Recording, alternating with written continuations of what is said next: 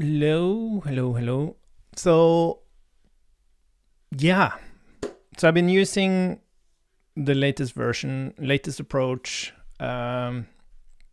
this week, and it's actually really coming together. Maybe I can show it to you first because I've been doing like a lot of, like I've been working on it and then I've been like noting down things, and then after work I go in and I make fixes and then I use it again the next day. So I've done a lot of stuff. And then I also have like thoughts on where we're at, where we are going, what's the value of this. But I thought we could like check out the repo here. So I guess since last time, what I've done is that I moved everything to the bottom. So that's more like your interaction space. And I think it looks really good. And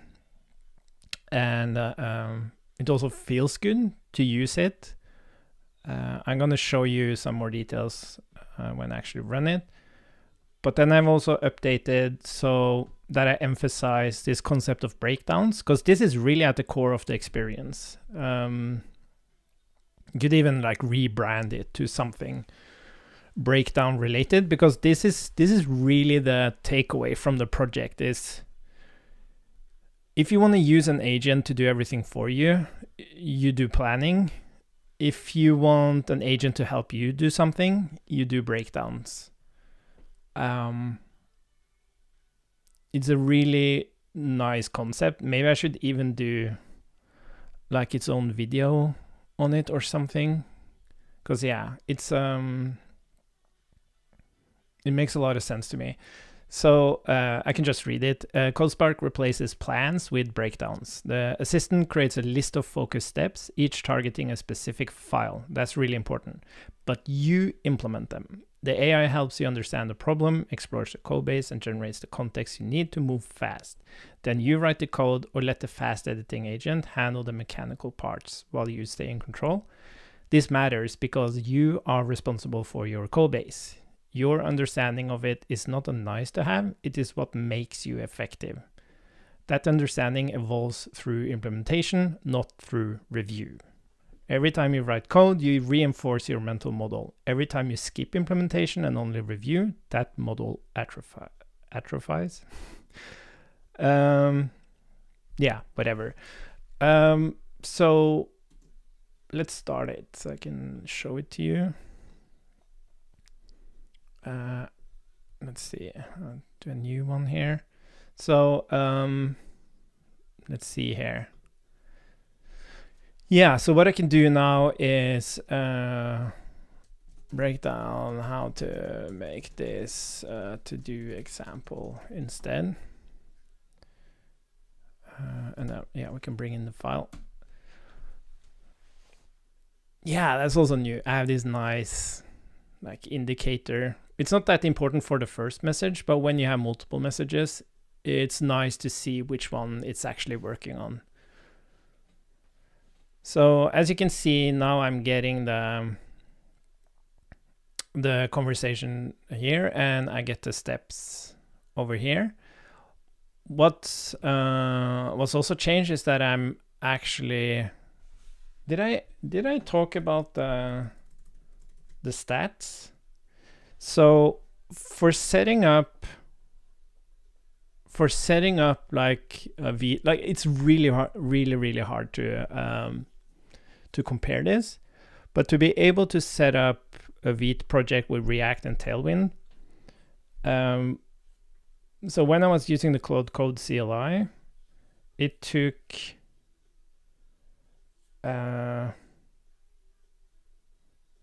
I'm not sure if the input token count here is correct, but it took like 500,000 input tokens. That can't be true. But the point is, it took over 4,000 output tokens to do that. And with CodeSpark, I spent 253 tokens, which is kind of crazy. So the cost is, of course, that it's slower, right? But again, you spend a lot less output tokens. And this ties into this whole thing of like where we're going thing I'm gonna rant on at the end. But yeah, it's like a silly comparison, but I just needed to test something because it completely depends on how many output tokens you actually need to do something, how much do you actually code on your own, and how much time does that take compared to doing the actual generation of it. Like it's just impossible to really have a number, but using far less tokens, that's for sure. Yeah, but now we see them. So if I go in now and I look at something, I can ask it in the step. So what is useState? So that's really nice that you can continue discussing the actual step. And then if I move back to the conversation, we still have the conversation here, but you can see that now it references which step this was part of. Hey, good morning, Adam. So that's super, super nice. And then, yeah, I think that's kind of the gist of it. But as I said, I've been using this all week now, and it feels great. I feel like as I said before, I've been working with Elixir, Go, Python, TypeScript, yeah, at the same time, and I only really know TypeScript. So being able to do that without having to generate everything, actually learn something about the languages. Of course, I do some, like I'm actually calling this fast edit now. So when I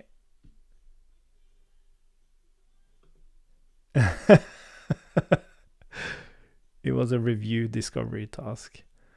I don't know, 10,000.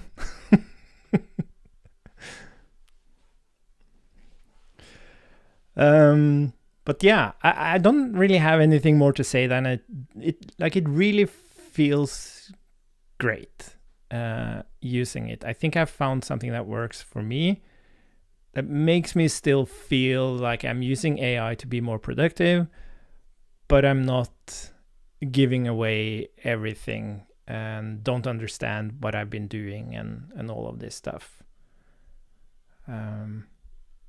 So yeah, that's really great. Are you kidding me? Oh my god. That's a lot of tokens. Yeah, maybe that's a good transition to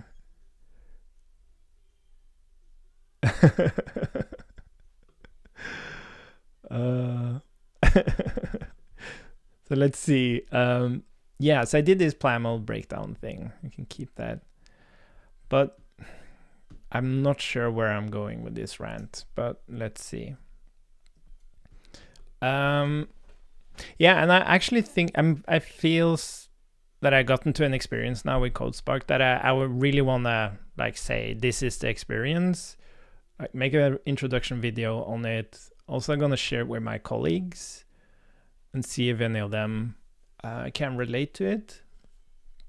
Yeah, but the point is that we're in this moment in time, and let's make it a circle, like a bubblish shape. Figuring out AI.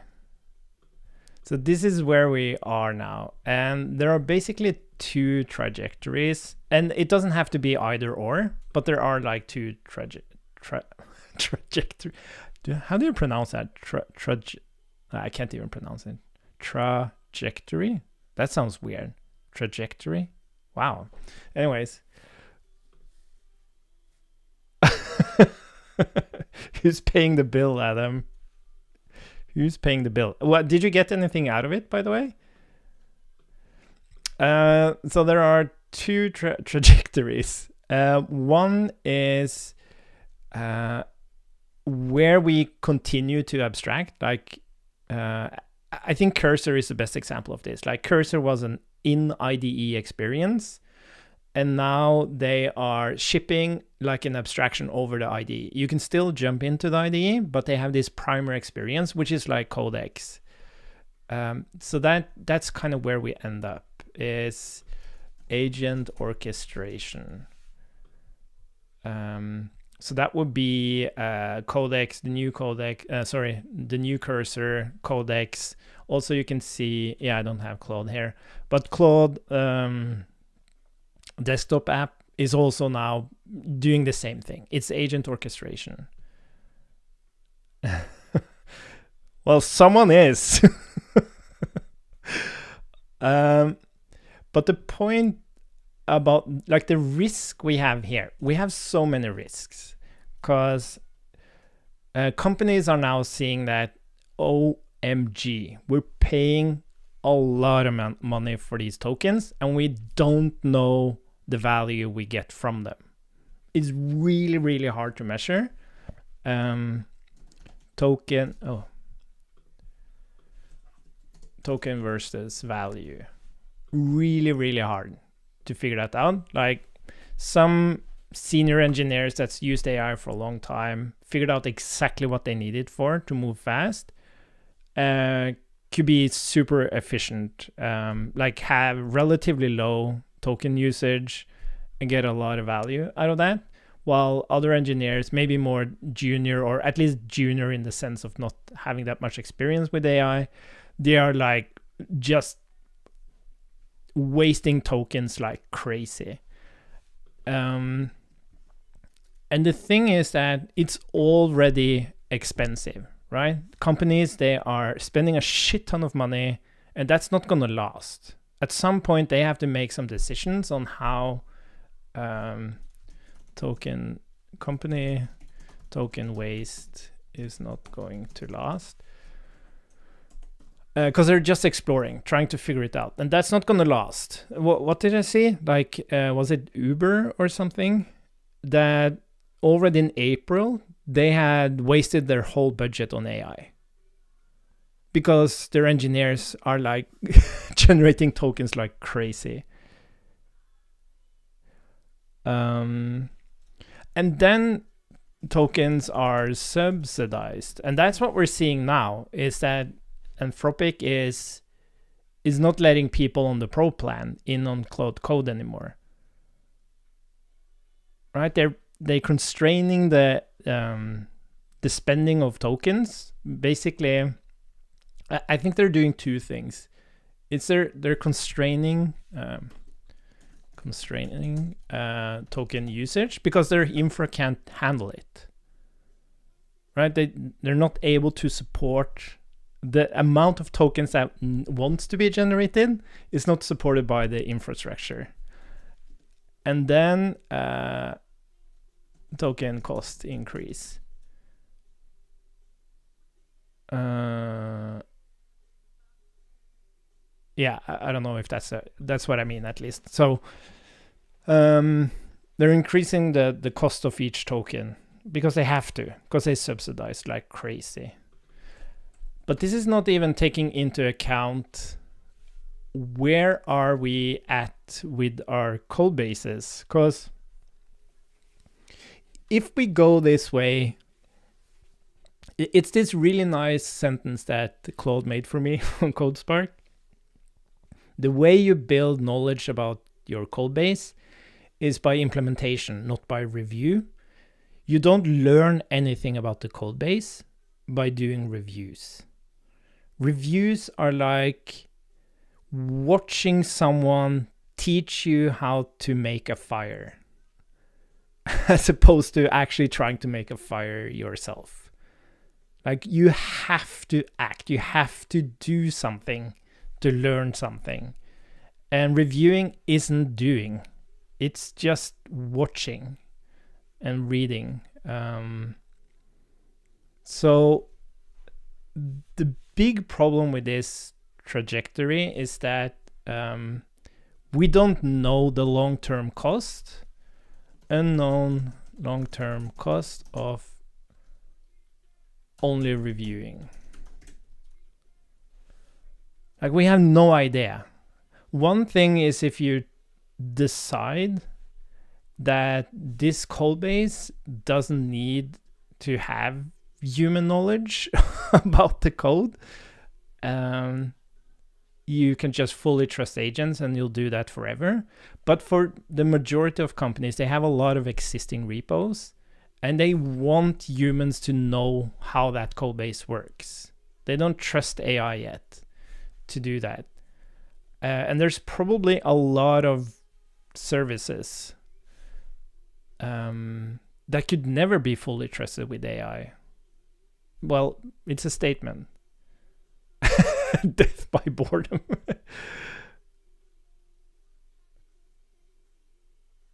Yeah, that's nice. It's cheaper than hiring a consultant.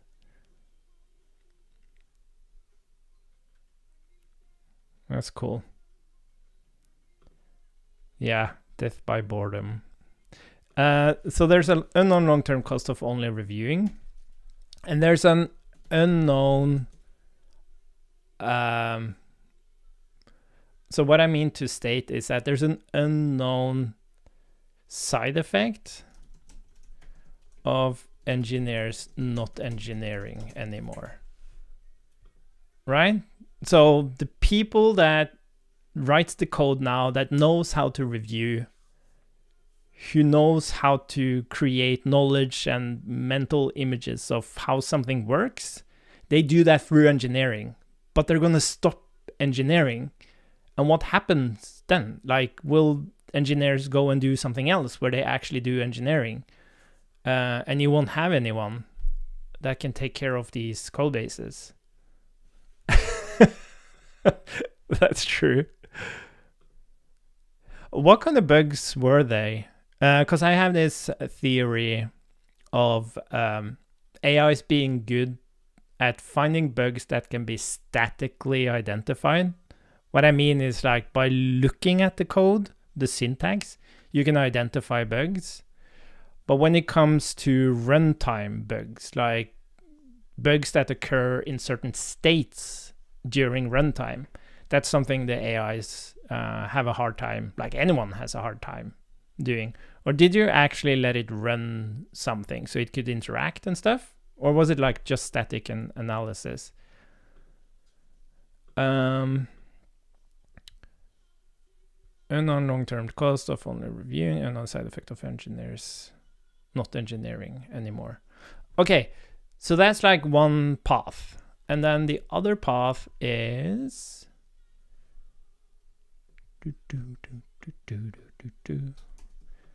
is that we do agent assistance.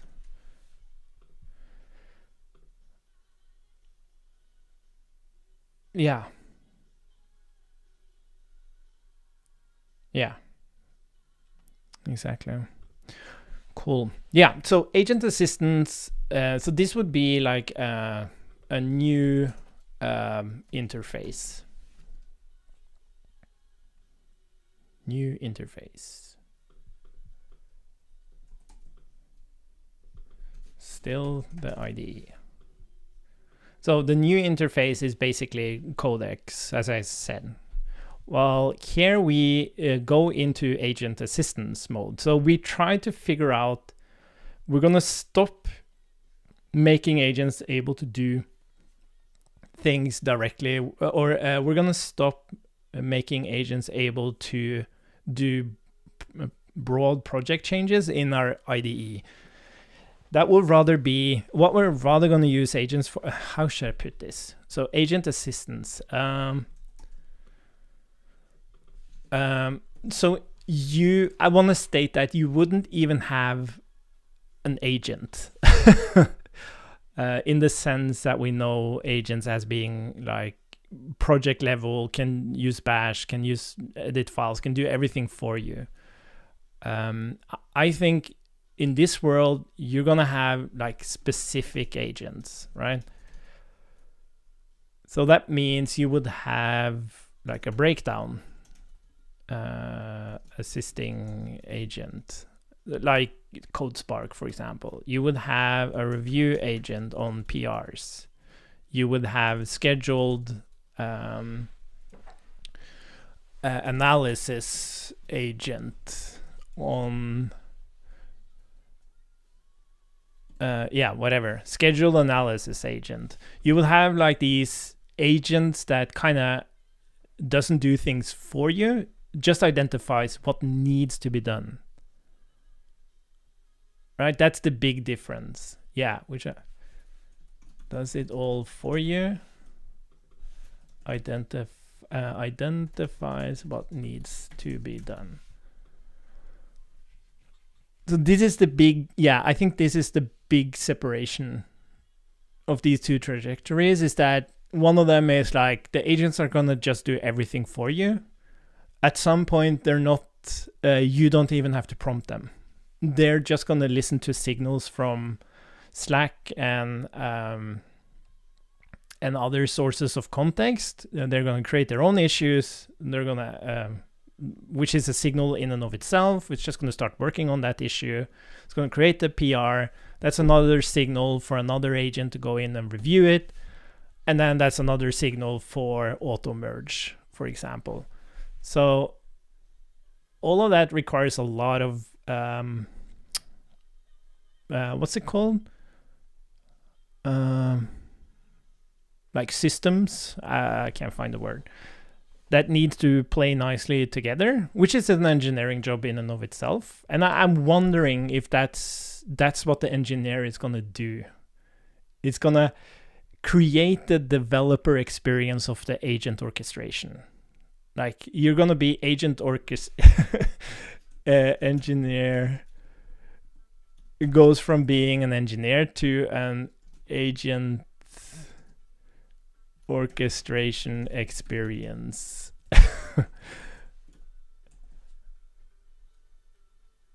Engineer, right? So it just that person or those people, they are just building, making sure that all the agents are like have all the tools they need and can run as autonomously as possible and all of this stuff.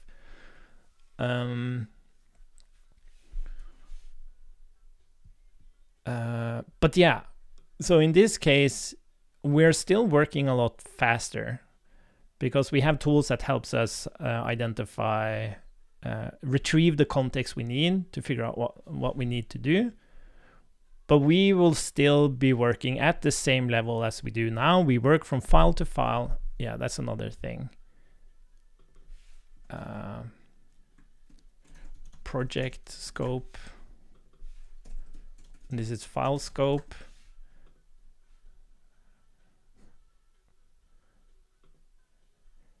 Engineering. Okay, I didn't get it, Adam. Sorry. So at the agent orchestration trajectory, you're always at project scope. And maybe not even that. Like I said, it might be so autonomous that you don't even do anything at the project scope.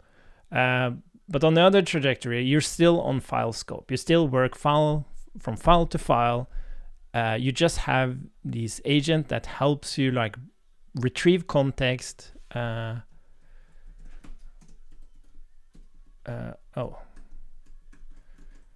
Retrieve context. Breakdown. Yeah, we should do this instead. So you have, it can do breakdowns, it can do reviews for you, it can do analysis for you, which could be like security analysis or basically what you just did, Adam. Like, okay, just go through the whole code base and find things that I could work on.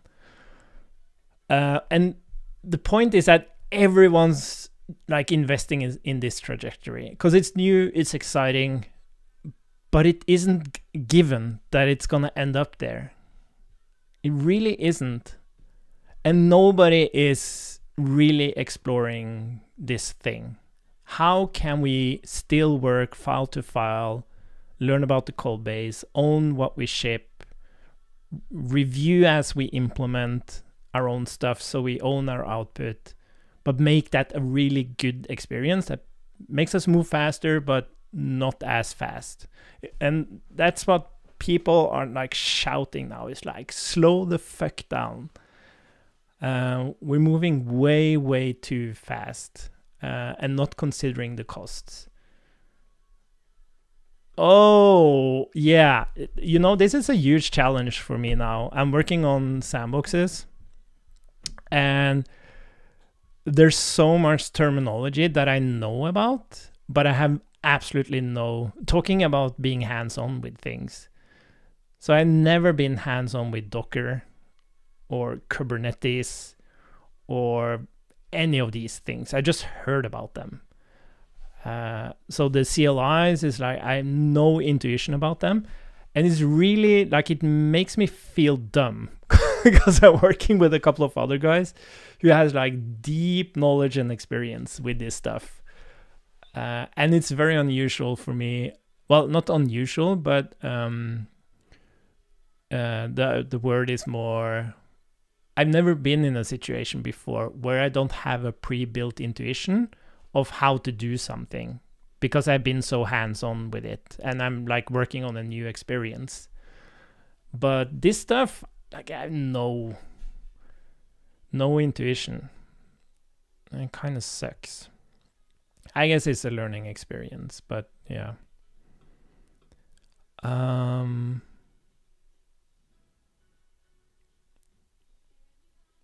Specific agents. Yeah, I think this is kind of what I wanted to, an unknown value from tokens. Token efficient. Yeah, this is like the negatives, and these are like, yeah, the notes here doesn't really make sense comparing them, but sorry. Yeah, but I think this is what I wanted to say. And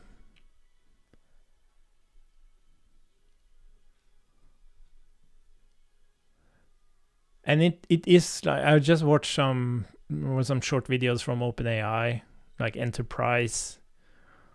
Like, it's very appealing to just jump into this app where you can run like these agents in parallel and just connect them to Linear and Slack and your whole company kind of, and just make them do stuff.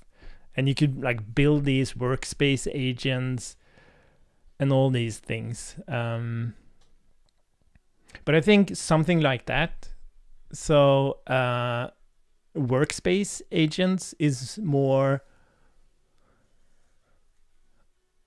it's more in this path.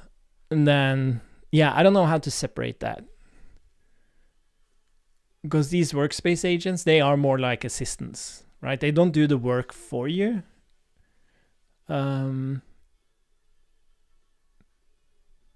They help you figure out what needs to be done.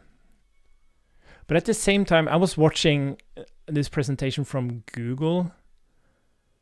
What was I so upset about? Yeah, it was on Slack. No, on Google. Is it called Chat or something? And it's you just go. The thing that bothers me the most is that there is, yes, and this, I think this is the biggest thing. There is somewhere along this trajectory. It's not that the agent does the work for you. It's like the agent tells you what the work is. So there's a big difference between identifying what needs to be done and telling you what needs to be done. And that was so upsetting watching that presentation, is that she showed like an example of Google Chat, and there was so much stuff happening, and then you could just click this button and the AI had already summarized what you need to do. Right? So it wasn't even suggesting, it was just saying this is what you need to do. So that's kind of the worst possible place you can get to, is that you even lose your own autonomy.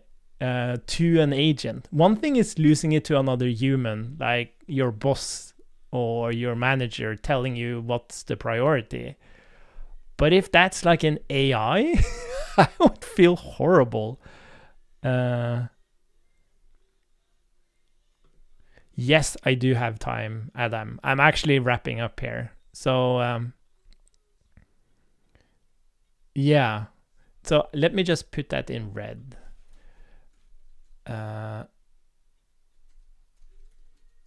So we kind of have, okay, so we have green is suggesting what to do. And then we have the thing I'm kind of worried about, which is doing the work for you. And then it's kind of the worst version of this is telling you what to do.